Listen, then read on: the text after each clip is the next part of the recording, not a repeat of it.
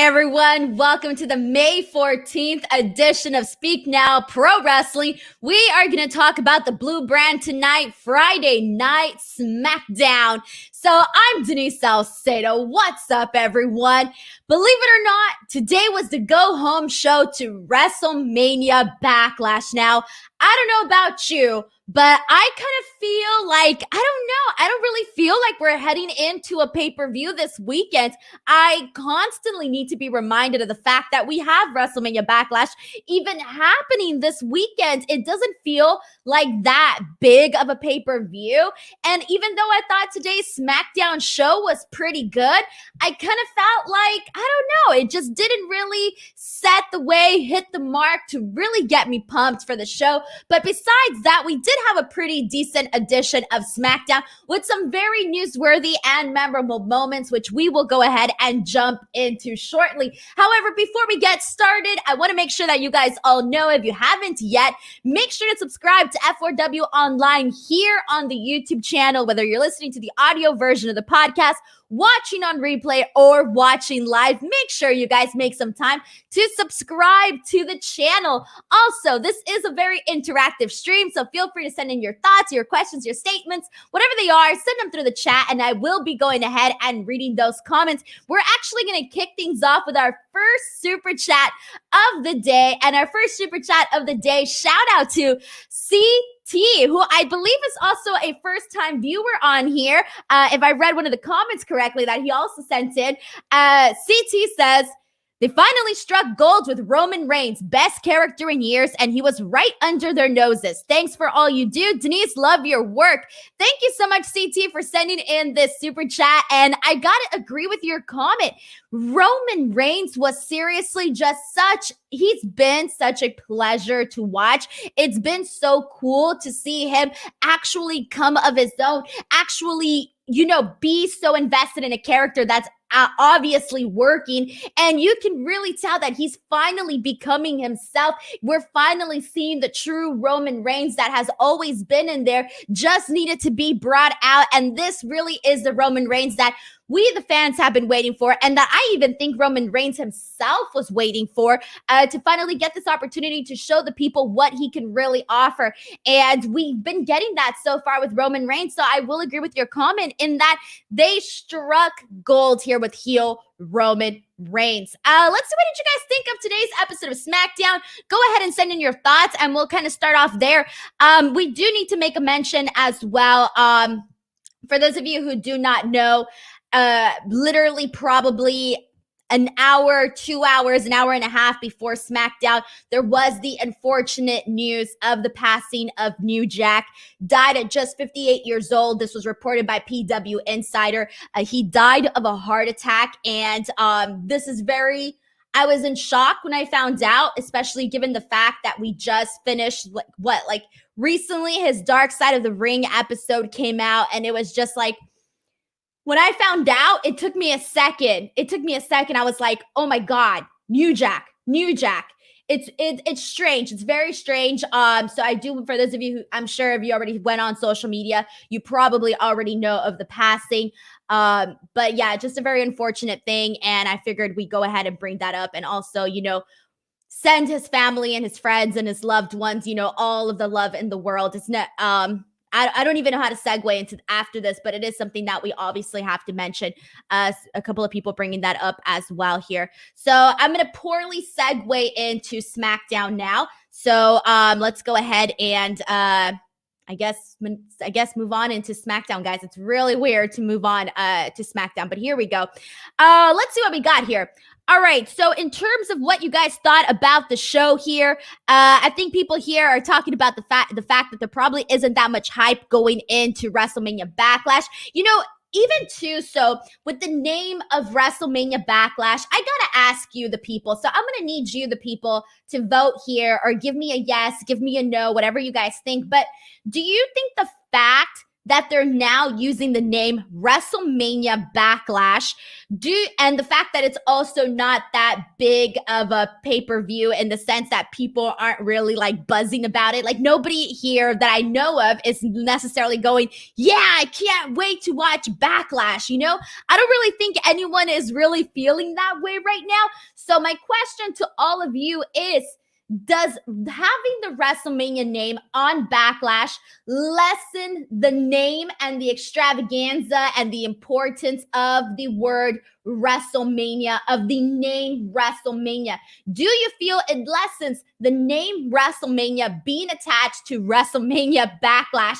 I personally feel like it does, because it kind of feels like they just want to use the name again, but the name is special. WrestleMania is WrestleMania for a reason, and I, for one, am not a fan of it being attached to Backlash, especially when it's not even being built to be this like super hot pay-per-view. So for me, I think it hurts the name.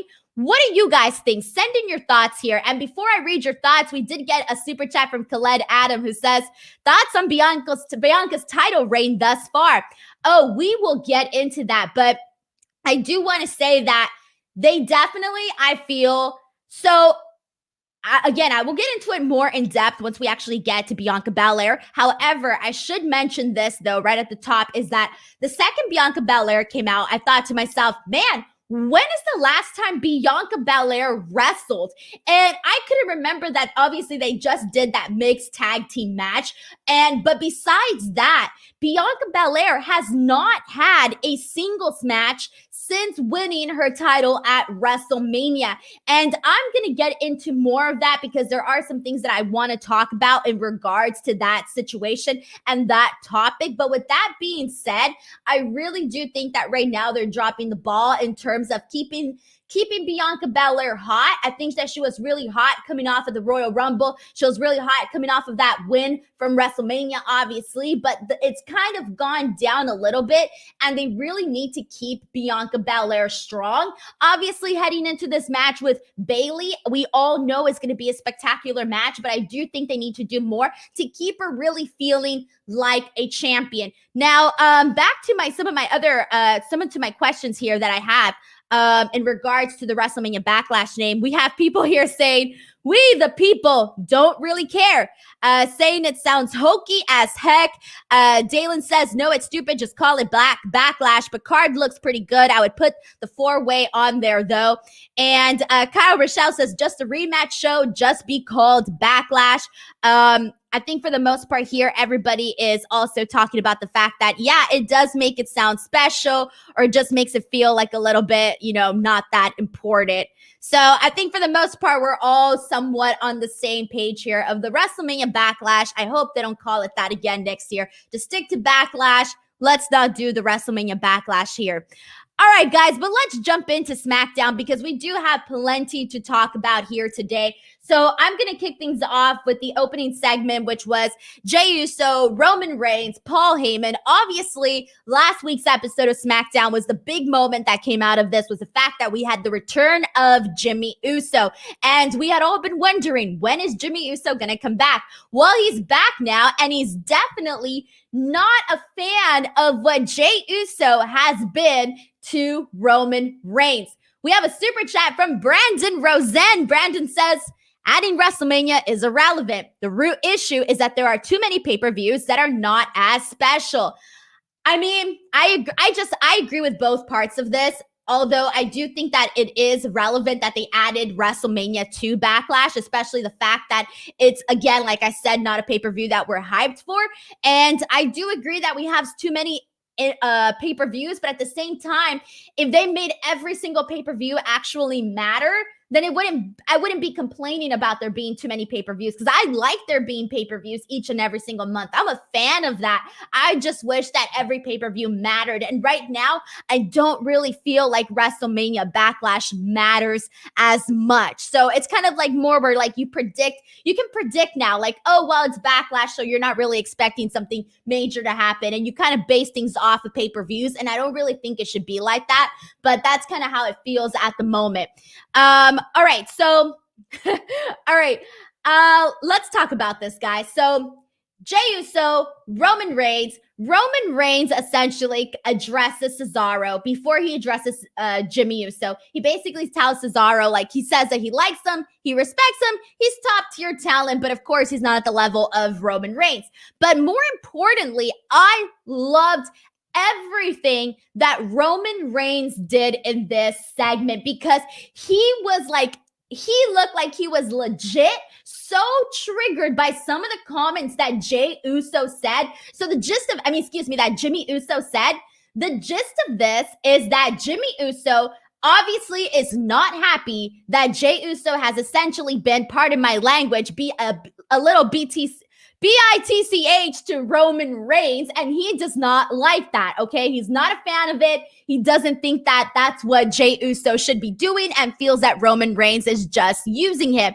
Jey Uso is obviously like, no, bro, like, he's family. And obviously, Jimmy Uso is just not seeing it the exact same way. So that is obviously causing a lot of tension between all three guys here. Then we have Roman essentially gets super pissed, and I could not stop laughing during this part. So there was a moment where Jimmy Uso tells Roman Reigns that he and Jey Uso together combined can essentially be better, can be the head of the table, can replace Roman Reigns. And Roman Reigns is just like, what the hell? He is not having it whatsoever. And his reaction, I don't think anybody missed that reaction. Just that little second of Roman Reigns reacted completely made this entire segment for me. I thought it was brilliant. Roman Reigns going off on Jimmy Uso and basically telling them, like, sure, you know what? Fine, have SmackDown. This could be your show. Hell, do exactly what I do. Why don't you defend the Universal Championship? Why don't you do what I do? Basically trying to paint him a picture. Hey, dude, it's a lot harder than it actually looks to be the Universal Champion and the head of the table. Oh, I thought this was all so good. After this, basically Roman tells him to show the whole world that you can beat Cesaro, take over the show, etc. Jey then calls out Cesaro. Cesaro accepts and tells Roman that he will beat Jimmy tonight, and then come Sunday that he will beat Roman Reigns on Sunday. All I gotta say is I thought this was a very, very great opening segment to SmackDown. I thought for a second that the Jimmy essentially, because Roman Reigns already had his whole spiel with Jey Uso, I was kind of afraid that doing it with Jimmy Uso would sort of feel repetitive. However, it feels different, and I'm liking where it's going so far, especially because of Roman Reigns' reactions. So I liked all of this. I thought all of this was good. And now the only thing that I do have to mention, though, is WWE really does need to, like, I don't know, I'm not a fan of this, guys, but I'm not a fan of doing the long video packages when you have all of the talent already out there in the ring. And they did something similar later on in the show with Bianca Belair, but it really just feels weird when you know that, hey, you know, so-and-so is coming out to the ring. You're expecting so-and-so to do a segment or do a match or whatever the case may be. And then bam, you go to commercial, you cut to a package, whatever it is. I don't like it. It feels weird. And you know, the talent is just standing there. So it's a little strange. That's one of the things that I personally wish they didn't do, but so be it. That's what it is. All right, so what did you guys all think of this opening segment with Jimmy, with Jey, with Roman? How are you guys feeling about this storyline thus far? So here we go. I'm going to go ahead and start reading some of your comments. This one is from Pomi Wrestling, who says, I like the segment, but I think Jimmy looked kind of dumb being so easily manipulated into facing Roman's opponent before a pay-per-view, just like Jey always does. I don't think so. I didn't get the feeling that he was being manipulated. To me, that's not the vibe that I got. And even if he knew that Roman Reigns was manipulating him, I think he saw it more as like, you know what? I'm a man. I don't care. I'm up for the challenge. I don't give a damn. I'm going to have this match with Cesaro, and I'm going to prove you wrong, even though you think that I'm not going to prove you wrong. So I kind of saw it a little bit differently here. This comment is from Dalen, who says, great opening segment. Roman is just gold. Usos are great. It's all awesome stuff. BTW, Roman's music, though. Thank you so much for bringing up Roman's music. I know we've discussed this, obviously, when the music first debuted, but like even now, it really is just getting like better and better. Like when he comes out, I'm like, oh, this is some serious stuff. I gotta pay attention to Roman Reigns because Roman Reigns ain't just any ordinary guy on the SmackDown roster. No, this is somebody that is on another level. Like if he believes that he's on a high horse, that theme music makes me believe it too. And I don't know if it's just me or did Roman Reigns' entrance feel longer now? It feels like it takes him a longer time to get to the ring. I don't know if it's the music. I don't know if it's me. I don't know if it's Roman Reigns. I haven't timed this. I don't really know, but it does feel like it's a longer entrance now. So it kind of adds to it, in my opinion. It adds to it. All right. This is coming from Kyle, who says that this is the best he's seen since the Usos since 2017. Roman Reigns is the best champion in WWE right now. I would definitely say he's one of the best champions in wrestling right now. So I would go as far to say even outside of WWE. This is a comment from Patrick who says, decent segment, ran a little long in my opinion. I liked it. I actually didn't care about the length whatsoever because I was literally invested into each and every single word that both of these guys were saying, especially Roman Reigns, because, oh, you can tell that he was just not having it whatsoever. So I liked all of that. Sam 3 points out that my good friend Mike Sempervive is always saying the B word. You know what, Mike Sempervive? It's time you be PG. I'm calling you out, Mike Sempervive. You need to be more PG and not use the B word. I'm ashamed of you, Mike Sempervive. All right, just kidding. Sempervive's my friend. All right, let's see what else we got here. Okay, this is a comment from Joseph who says Roman has a chip on his shoulder, almost 9 months as champion. Hell yeah. I mean, at some point, you start to really feel, you start to feel your own hype. Okay, thank you so much to Chris Cage for reminding me about this. He says that nobody's bitch t-shirt about to be a future big seller because I can relate to that shirt.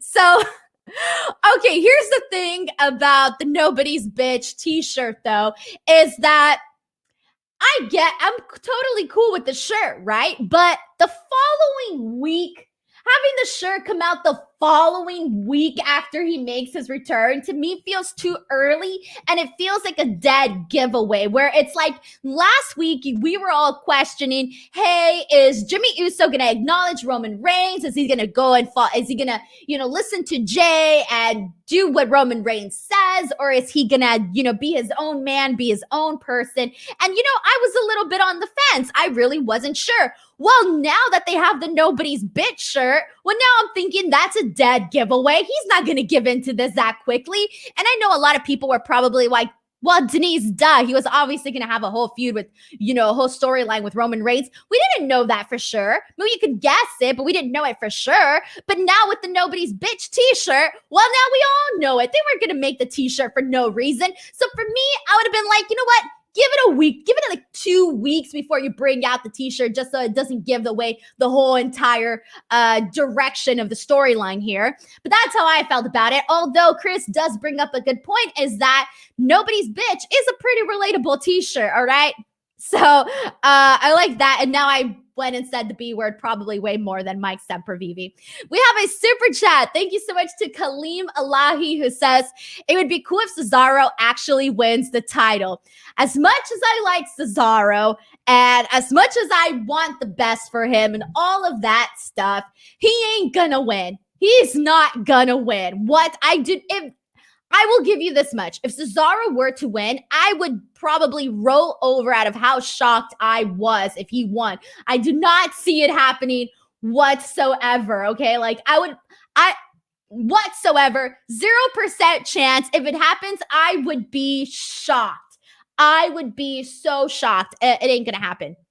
And also, I wouldn't want it to happen too, because I don't think Cesaro would be the right guy to pin Roman Reigns. Like, we're talking about Roman Reigns is on the roll of a lifetime, okay? He should not just be losing to anybody. At this point, you can't go back from what he's done, and you can't go back to, you can't beat Edge and Daniel Bryan at WrestleMania and then lose to Cesaro. It doesn't add up. The math ain't there, guys. The math ain't there.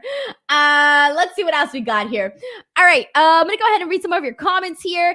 And this is a comment from Kieran, who says, I think the shirt adds more uncertainty to this angle as he's kind of trying to convince us and himself that he's not going to end up being Roman's bitch. I don't think so. I like the way that you're looking at it, but I don't get it that way. That's not the way I read it. I read it as, oh, okay, he's not going to be anybody's bitch, which at this point doesn't matter because I already said it a bunch of times. Okay, let's see what else we have here. We have another super chat. Thank you so much to Anima Master. Thank you so much for sending this in. Anima says, I'm sad to hear New Jack died. For all the horrible shit he's done, I have nothing but respect and sadness for the man. May he rest in peace. I completely feel the exact same way. I was a fan of New Jack. I liked hearing all the stories and all of that stuff, watching clips of, some of the crazy stuff that he did. And oh man, it's a hard thing. It's a really hard thing. I'm telling you, when I found out, I had left to the store. I was literally on my computer all day. I left to the store and then I went to go get some pizza and I come back and my fiance was actually the one who told me. He was like, hey, like New Jack died. And I was like, what? I'm like, I got off the computer for like an hour. What? Like it really took me aback here. And it's just sad. You never want to hear of anyone's passing. So yeah. Thank you so much to Anima though for sending in the super chat and just spreading a little bit of love here. So let's see what else we got here, guys. It's very hard to shift, back to the show, but that's what we're going to talk about SmackDown. But either way. Also, let me just point this out too. Dalen Prada points out that everyone needs to watch the New Jack Dark Side of the Ring. It's amazing. Yeah, if you haven't seen it, even if you have seen it, I've seen it and I want to rewatch it. It just feels like something that you would want to rewatch, or if you haven't seen, watch. I'm a little bit behind too on the other episodes of Dark Side of the Ring. I still need to see the Brian Pillman one. I haven't seen it yet. I only caught like the first 20 minutes and I still need to see the Nick Gage one, which I'm interested in as well. So I still got a lot to catch up on here. Okay, switching gears now. Martin Carrillo says, why is Jimmy all about being or not being a bitch? I don't know, man. It sells t-shirts, all right? Do you have any idea? I'm pretty sure that t-shirt is gonna do well. As Chris earlier mentioned, I think that's a relatable t-shirt that anybody would wear. I wouldn't wear it personally, but there are a lot of people out there that really would wear that t-shirt, all right? So there you go on all of that. All right, guys, let's go ahead and continue. So after this, we had probably I would say probably the biggest highlight of SmackDown here tonight. So heading into SmackDown, I created the stream for this show probably around like 1 or 2 p.m. Pacific Standard Time, so my time. And I went on to WWE.com, and usually what I do is I check the preview for the shows to see what's been announced so that I can go ahead and create the show surrounding that. However, there was only one match announced during that time. And I thought to myself, dang, man, like this is it. This is all that's been announced. And it was obviously Shayna and Nia versus Nadia and Tamina. And I thought, oh man, I was like, SmackDown is probably not going to be that great today. And I based it off really just that. But with all of that being said, I have to say that I found myself getting interested in this match, especially the final few minutes of it. And the only reason for that, it was Tamina. Tamina got me into this match. Like, I wasn't into, everything else that, kind of happened in this match.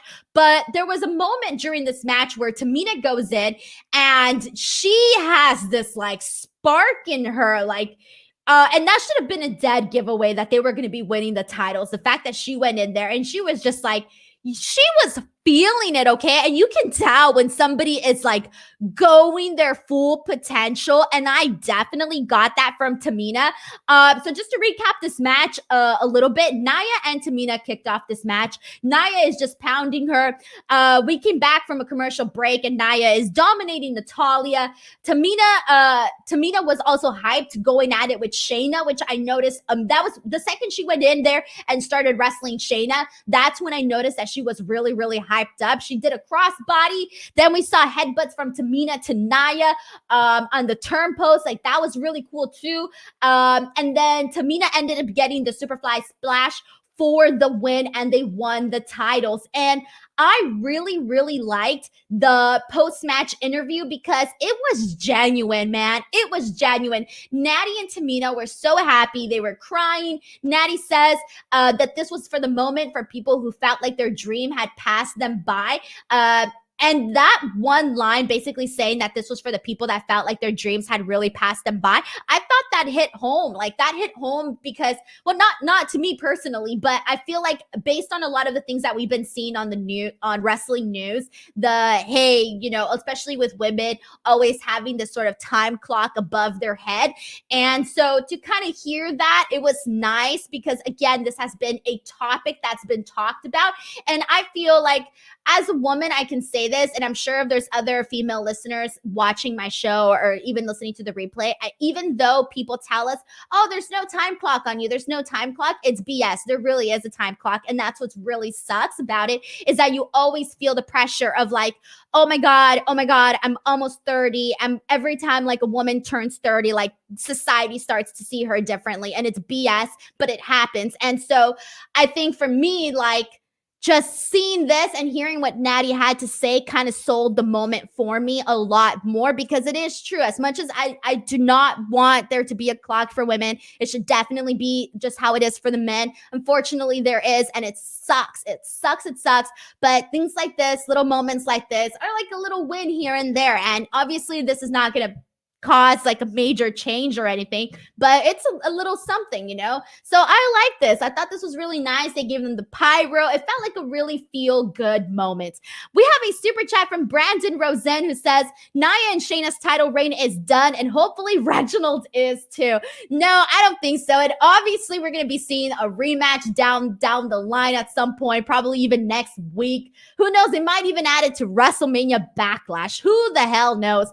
But I really I thought this was a really nice moment though. And I'm so glad. I mean, obviously we don't know if this is going to lead to the breakup of Nia and Shayna. We don't know that. They could still probably be a team, but I'm kind of over it already.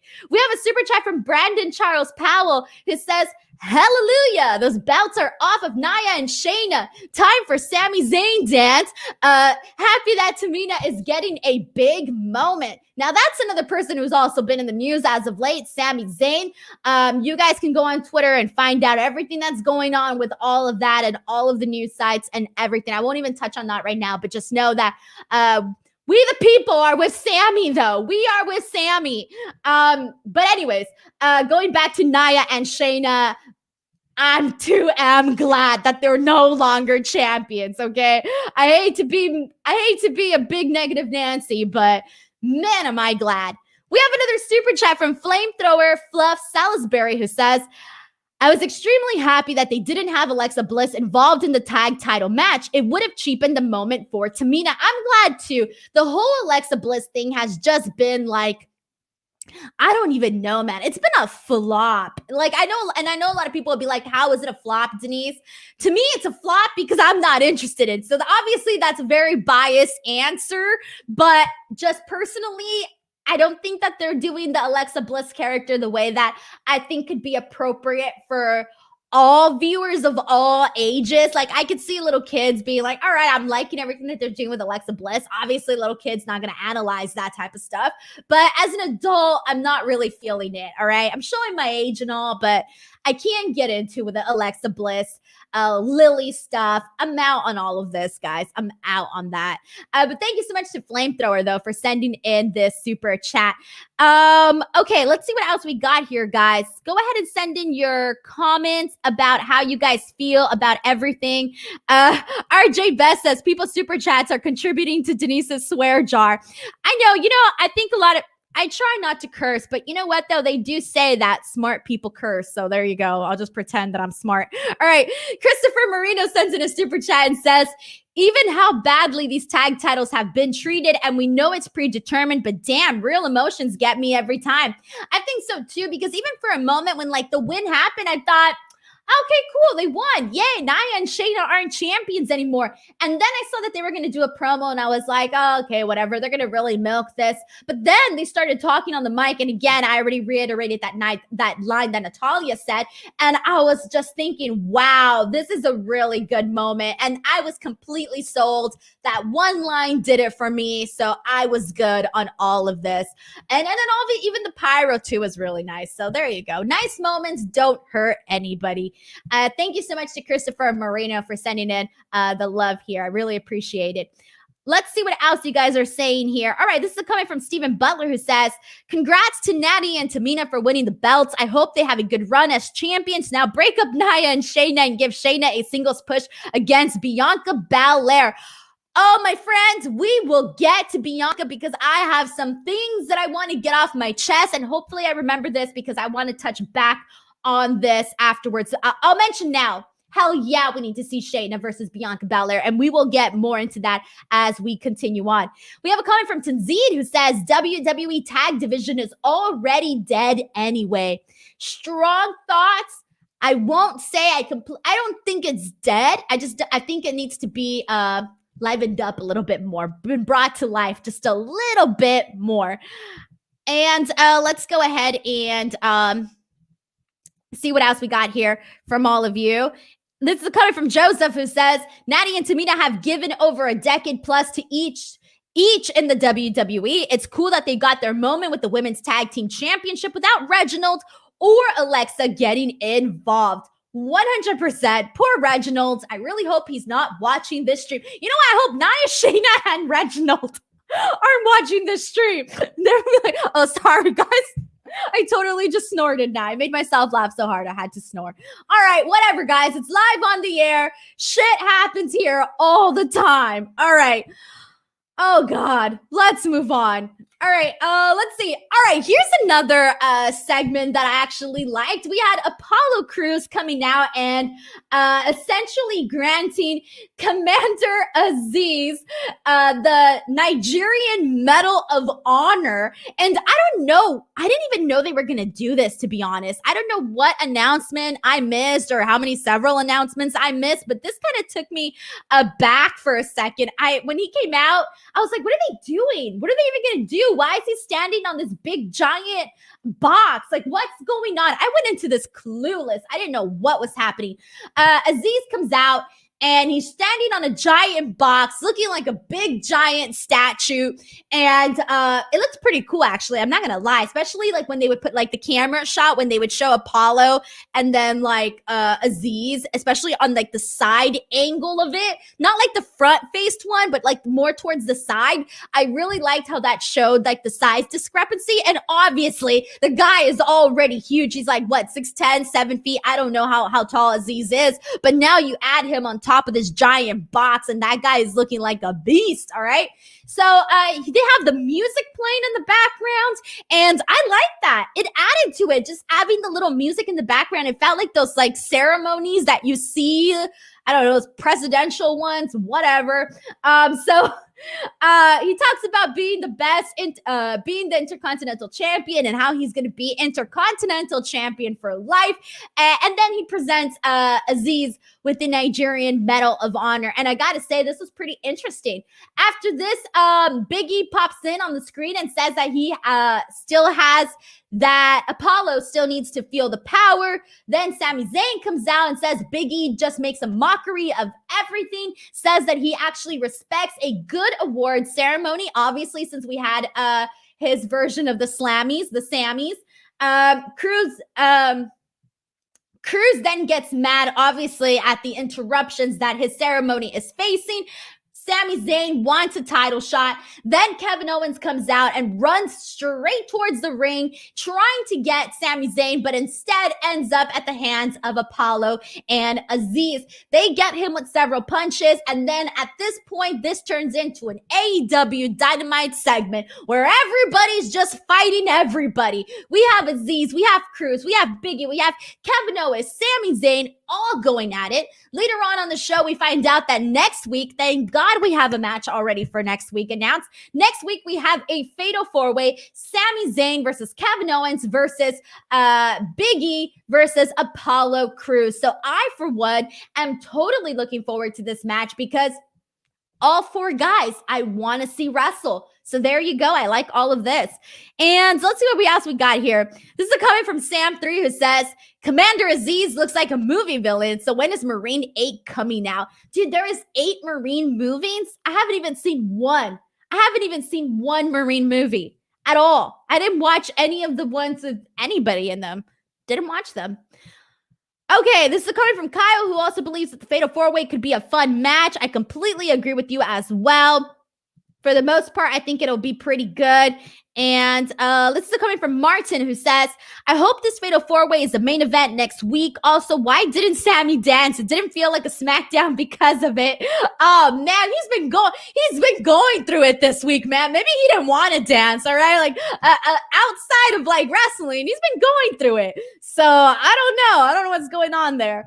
All right, let's go ahead and move on, guys.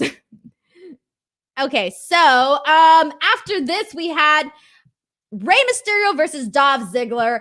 And I'll be honest with you guys, I didn't think this match was all of that. Now, before we get to that, this is a funny comment from Brandon, who says, you know how pro wrestling works. Run-ins, and more run-ins. Chaos all around.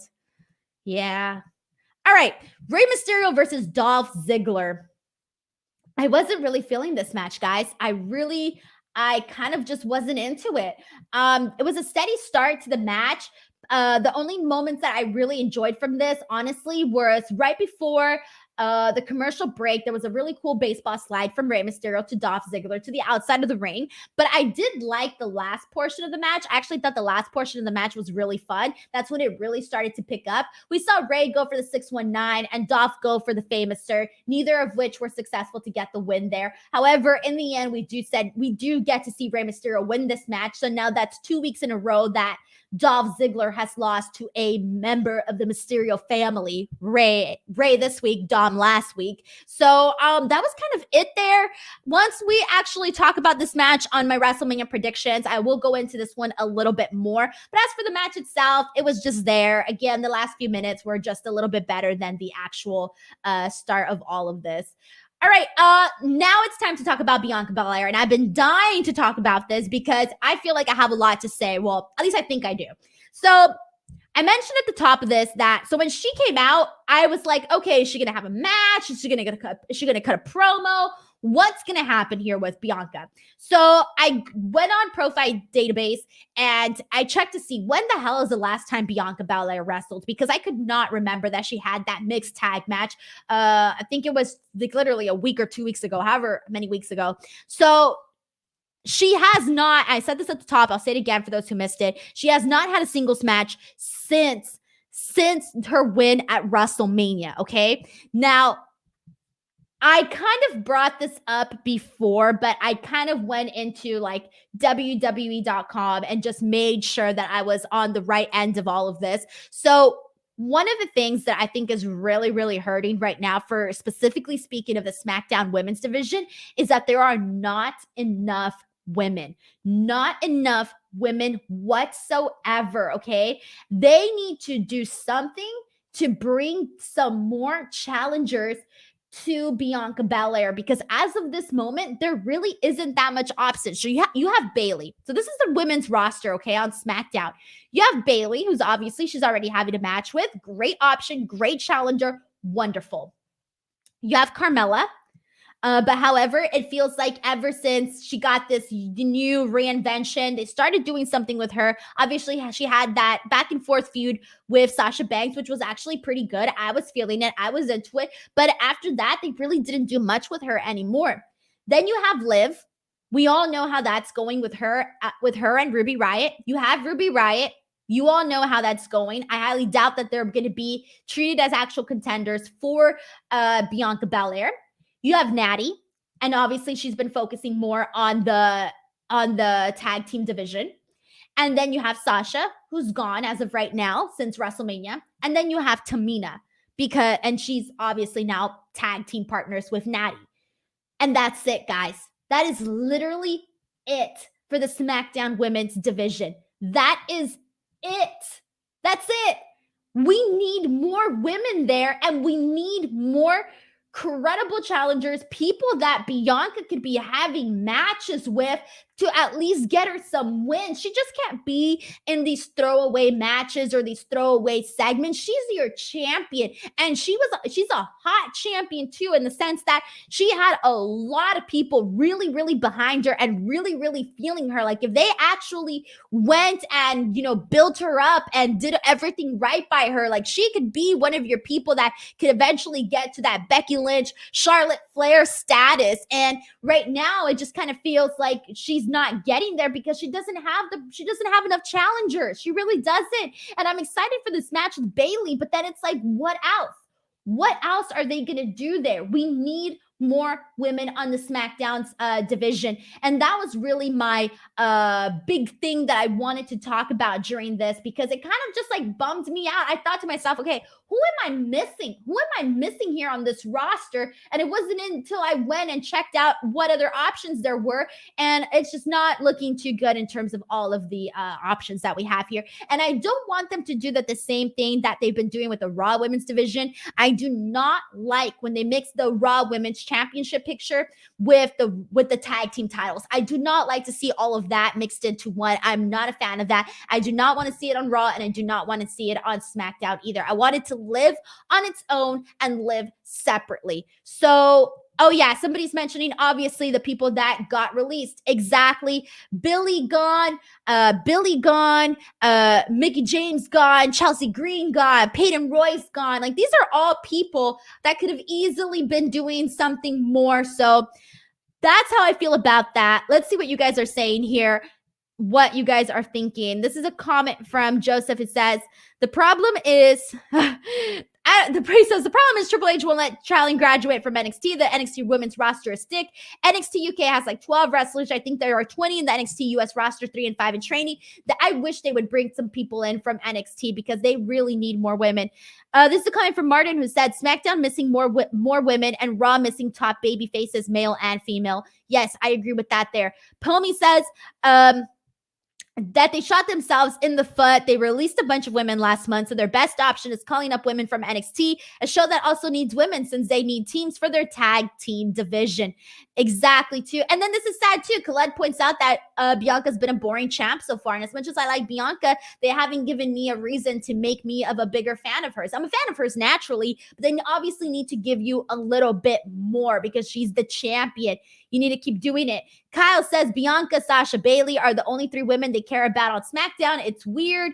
Yeah, but then it's like, if you care about these champions, then caring about them includes building challengers up for them so that they can have better reigns whenever they're the ones that are champions. So that's how I feel about that too. This is a comment from Patrick, who says, both Bianca and Rhea haven't seemed like they have been booked strongly since winning their titles. And if anything, Bianca has been even better off than Rhea Ripley. I think Rhea Ripley has not been what we were expecting, I think, of her as a champion. And let's see what else we have here, guys. If you send in a comment, if I missed it, feel free to resend it. And I'm going to try to see a couple more here. Brandon says, Reginald will be challenging for the title soon. Bro, oh my God. This is a comment from CT, who says, just cancel the brand extension. They don't tour anyway right now. Boom, more varied women's matches. Chris Cage says women's top titles, world titles, and tag titles should be unified so they can go both brands to free up multiple challengers. I don't know if I completely would want that because I do like the separation. I do like the separation of Raw and SmackDown, and then I don't want it to be the case where you start to see, like, for example, when we were seeing Nia and Shayna on, like, each and every single women's segment on, like, each and every single show. Joseph Boza obviously mentioning the fact that we might be seeing Zelina Vega return to WWE. We don't know yet. Obviously, you guys can read about that as well. And let's see what else we have here. This is a comment from Kiernan, who says, the main problems is they ruined their women's division by not building new ones up and instead just push the same old people like Charlotte and Sasha. And there's not a problem with pushing those women too. Again, it's going to be hot if you push a young talent. For example, like Bayley and Bianca, if they were actually giving them a proper storyline. Bianca's that up and coming talent, and Bayley is that person that, has done just about it all in WWE. So putting Bianca up against somebody like Bayley means something. It's just that unfortunately they haven't built a story that is making it more appealing. It's appealing because of the people that are in the match. It's not appealing necessarily because of the story. So I don't necessarily think that there's a problem with also pushing people like Charlotte and Sasha, who are gigantic stars in their own right. I just think that they also need to create different types of challengers for different types of people as well. So personally, that's how I feel. Dalen says, I'm sorry, but just remove the women's tag titles. They feel so much more important just on NXT. Dude, they should have done that a long time ago. Now I feel like they're scrambling to even find feuds, to even find teams, which is weird because you have the Riot Squad like right there. And then they also got rid of the Iconics. So there's that too. All righty. Okay, guys. So there you go. That was pretty much my thoughts there.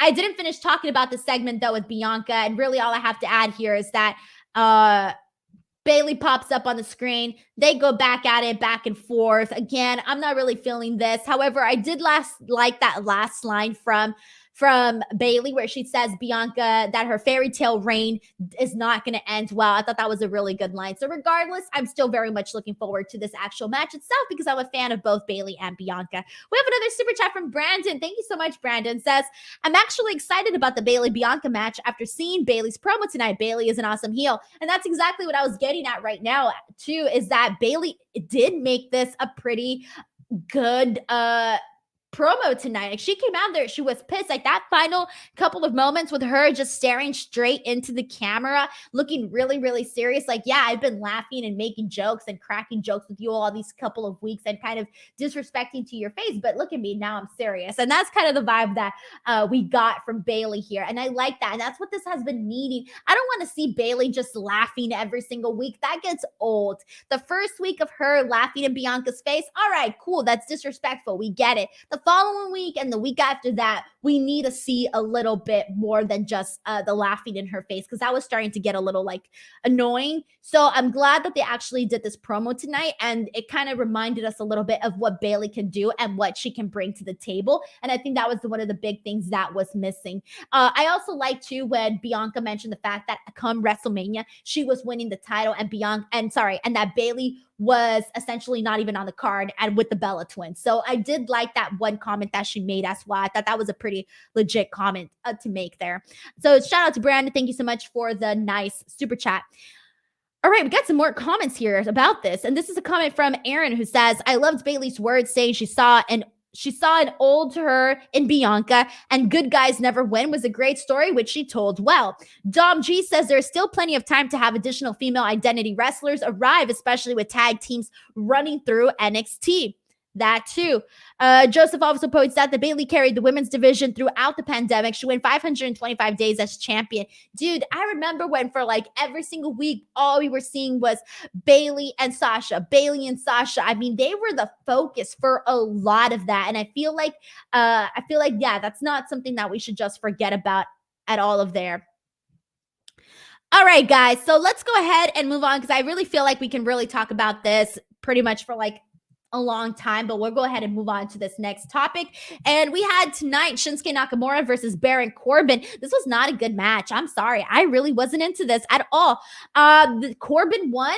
And really, I think here that the issue here, unfortunately, is that Corbin is he's always at the exact same spot to me. He's not progressing higher up on the roster or even lower on the roster. He always seems to be at the exact same spot. And what I think they need to do with Baron Corbin is really switch things up. He needs to do something new, because right now it's just like, oh, King Corbin. All right, cool. We've been seeing this for like how long now?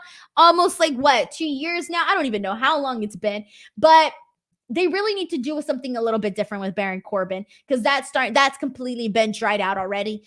After the match, Shinsuke Nakamura puts on Corbin's crown, and he was practically looking like, oh my gosh, I think it was like Smeagol. Is that the guy's name? The little creepy guy from Lord of the Rings, where he has like the ring and he's like looking at it like he's like, oh, he's like my precious, like that. Okay. whatever. That's exactly what Shinsuke reminded me of. I haven't seen The Lord of the Rings in a really, really long time. So this is literally just off of like quick memory here.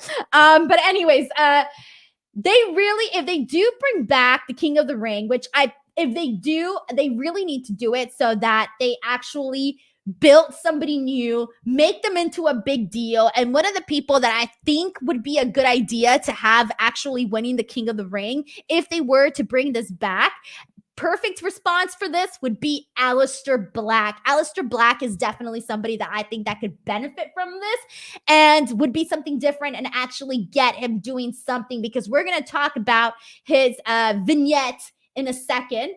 But what do you guys think? Do you want to see the King of the Ring in action? And based off of what we saw here tonight with Shinsuke Nakamura putting the crown on and making such a big emphasis on all of that, do you think that that is the direction that we are heading in? Go ahead and send in your comments here. And I'm going to go ahead and start reading some of them here. My precious. Yeah, there you go. Oh, that's terrible. Sorry to the audio listeners. I apologize for tearing your ears apart. Comment from Kieran, who says, feels like we're getting another King of the Ring. That's so positive. Yeah, I don't mind. I want to see another King of the Ring if they do it right and they do it where somebody is like actually, it feels important. It can feel like it actually means something, right? Dom G says, Denise, do you think they will run a King of the Ring tournament this year, as it's been lots of time since Corbin won? Yeah, 2019. We're in 2021 now. We're like almost halfway, I think. Almost halfway with 2021. So we're going close to that 3rd year mark. So hopefully, I think it would be cool for them to do something like that and actually have, somebody that could actually benefit from being the King of the Ring. Jake Larson points out, I want Xavier Woods in King of the Ring just because he wants it so bad. And Dalen Prada says King of the Ring pay-per-view again would be great. Even if they don't do the pay-per-view, obviously they could do it on SmackDown.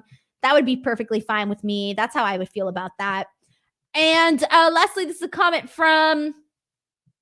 Okay, we have a comment for comments about Corbin. So here we go. This is from Pomi, who says, I'm not the biggest Corbin fan, but before winning the King of the Ring, he was doing pretty good. That tournament is exciting, but the last 3 killed the characters of Sheamus, Barrett, and him. And then the thing, too, is that it's kind of predictable. They always have the heels winning. So it does get a little bit predictable on that end. Joseph Boza says, I agree with Denise. What a way it would be to debut him on SmackDown. He hasn't been sitting on the sidelines since he got traded to SmackDown about 7 months ago. Martin Carrillo says, would you like Aleister to go back to Raw or stay in SmackDown? What's the difference? Let's talk about it, guys. Let's talk about this Aleister Black story time. I guess that's what we're going to call it, story time. So this is now chapter 3, the lesson. That is what it's called. I've said this before. I'm not into this poetic type of reading between the lines sort of deal. I don't care. This is not for me.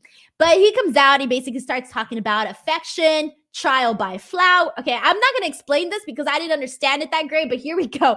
Affection, trial by fire, cleanse or consume you, he says. He talks about his father and how his father spoke about the cruelty of life and the lesson. His father says he was wrong for fighting his true nature of being a cruel man. He was cut from steel while others were cut by dirt, and tales of the dark father. And that's it. That's all. That's all, guys. That's all. I don't know what else to say about this. It's week 3 now. Cool. When is the guy going to be in action? This is exactly, to me, this is the exact same thing that I was hearing on Raw. To me, there is no difference between what we're seeing, what we saw the Raw version of Aleister Black and what we're seeing on the SmackDown version of Aleister Black. Now, I know there's a lot of people on here that'll probably be like, Denise, it's very different. I'm sorry. To me, it's the exact same thing, and they need to do something different. But here we go. While I'm saying that, though, I'm at least glad that we're seeing him on TV. So now that he's on TV, cool. Box checked. Next box here is actually doing something different with Aleister Black. And I don't mind that he does these like dark tales, the tales from the Dark Father. But let's not just do that every week. Let's do something a little bit more. Let's add to that. Let's build upon that, okay? We have another super chat from Brandon. Thank you so much to Brandon Charles Powell, who says, I'm sick of Aleister cutting promos. He needs to get in the ring and start kicking people. Also, thoughts on Zelina Vega returning to WWE? Okay, so first and foremost, thank you for agreeing with me on this because I feel the exact same way. Have Aleister Black come out and kick some ass. Look at that guy. When he kicks somebody's ass, it looks impressive as hell. I'm sorry. Like, I look at him and I just think star, but not with these Dark Tales of the Father or whatever the hell it's called. Not with that. I'm not really feeling that. Anyways, thoughts on Zelina Vega returning to WWE? If it's what's right for her, it's what's right for her. I do think that people will have some things to say, especially because when she left, there was that heavy topic of Twitch and OnlyFans and all of the third-party stuff and independent contractors, and that is a whole other animal, a whole other beast. And I don't know if her plan was to really be the spokesperson for all of that, to be the person to be like, I don't know. I think she was put in a position, and I don't know, guys. I don't know what to say about that. I think this is a tough one because, people are going to be saying, well, you're back now. So essentially, you didn't, stick with what you believed in. There's going to be people saying that. So I don't know. It's a tough one. Although I would be very happy to see her back because I don't think that she should lose her job over that. Definitely not lose her job over that. I think it's wrong I thought it was wrong from the very beginning to have her lose her job. And it sucks. It really sucks. And I know how I feel about the independent contractor stuff because I am an independent contractor.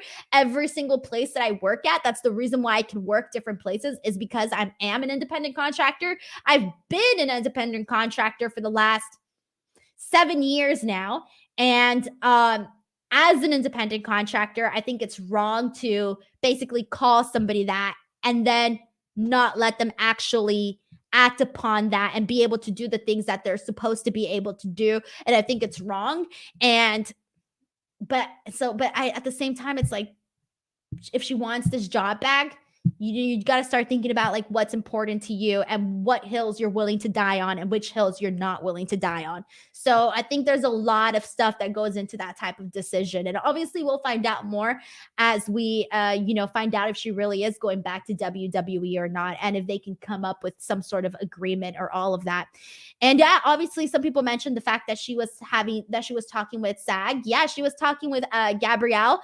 I forget Gabrielle's last name, but the president of SAG-AFTRA. And that's pretty huge. I mean, she's the president or CEO, whatever the hell she is. That's huge, okay? That really, really is huge. Okay, let's see what you guys are saying here about all of this. All right, this is a comment from Draper John who says, I hope there's more talk spurred behind the scenes with her rehiring about the big unionization. Folks will be asking her about it. Can't help but feel this was a thing. Glad she spoke up. It is a thing. And it's like, I don't know if I can't imagine, personally, based on what we've seen and the track record that WWE has, I can't imagine them going back on it and being like, well, yeah, come back and you can do your Twitch channel and do you. I can't imagine them doing that. I don't know. This is just based off of like track record stuff. If they did, it'd be great, but I just don't see it as of this moment. So we'll see. And this is a comment from Tabzid who says, Zelina needs to have her own third-party platform without WWE's involvement, even if she rejoins that promotion.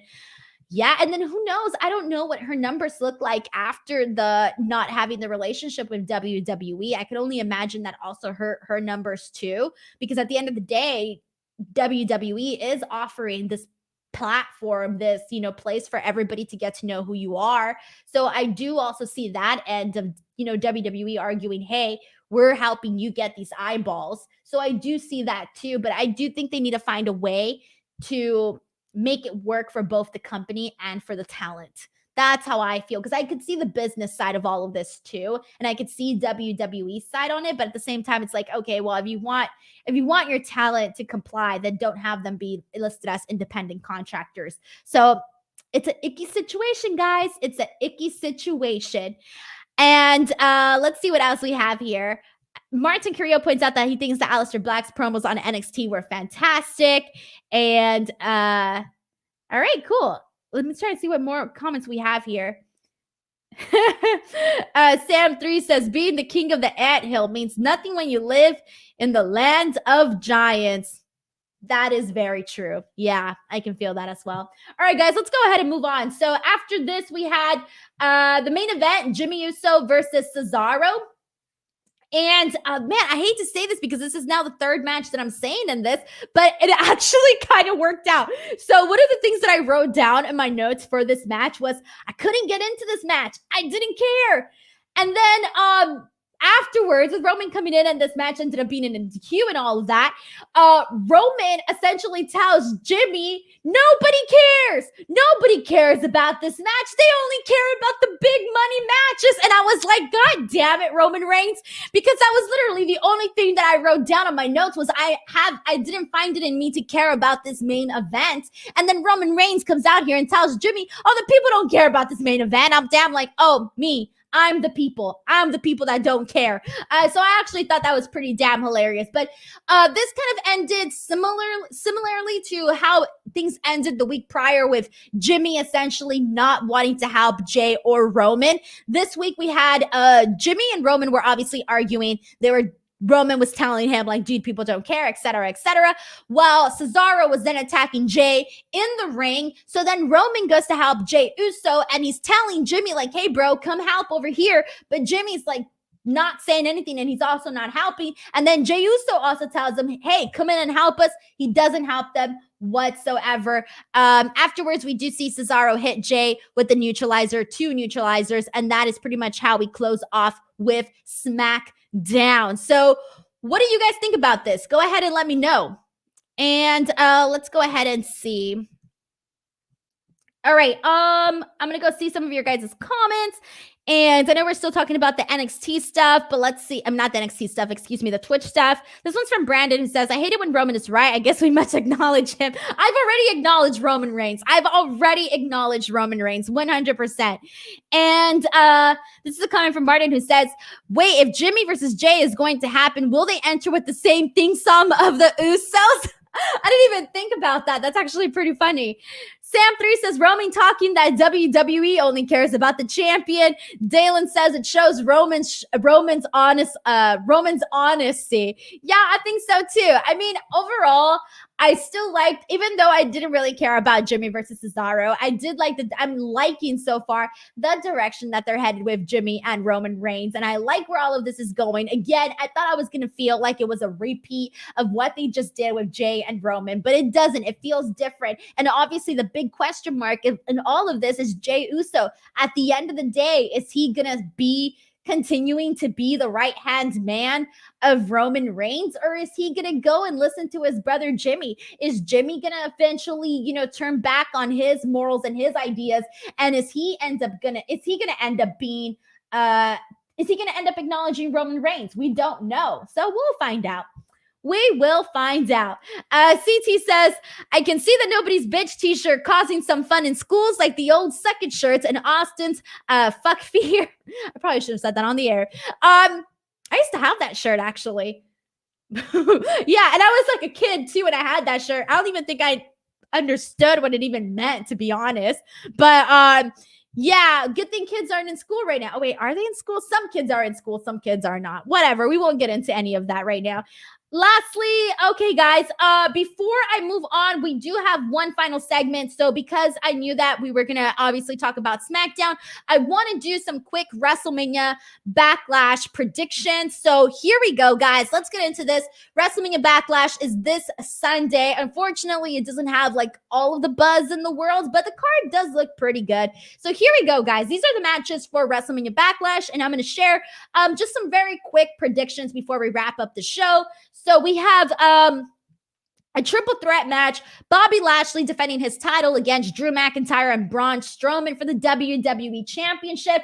My quick prediction is that Lashley is going to win, and I do think that Strowman will take the pin.